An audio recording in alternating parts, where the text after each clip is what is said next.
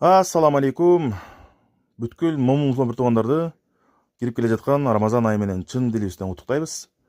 Баязык дүкөнүнө бизге заказ түшкөн. Атамдын туулган күнү барып жоктоп коюңузчу деп суранышкан. Мына ушундай уул кыздардан Аллах ыраазы болсун. Негизи эле аял киши боорукер болот экен да. Алыс жакта жүрсө дагы апам байкуш, атам байкуш кантип экен деп дайым жүрөгү менен туюп, сезип кыйналып аткандарын, сагынычтарын дегендей. Биз эркек кишилер тиричилик деп иш менен алектенип калат экенбиз да. Чалбай, жазбай ата энелерге. Свежий алма, татынакай жүзүм, алма, ананас, киви, мынакей. Мындай болгон жакшынакай, татынакай, сезонный сүмөлөк. Мандарин, өтө свежийлеринен. Аллах разы болсун. Тапканыңарга Кудай таалам өзү берекесин берсин.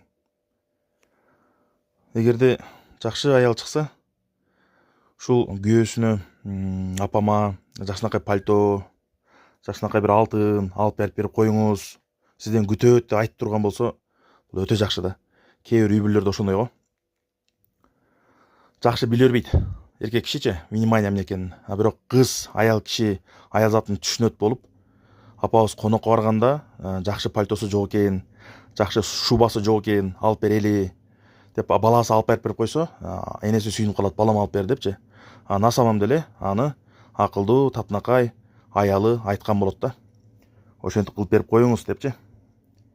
Алла разы болсун.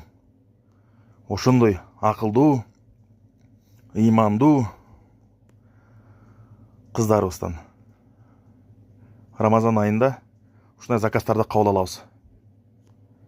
Айта бересиздер, жеткирип беребиз, доставка бекер.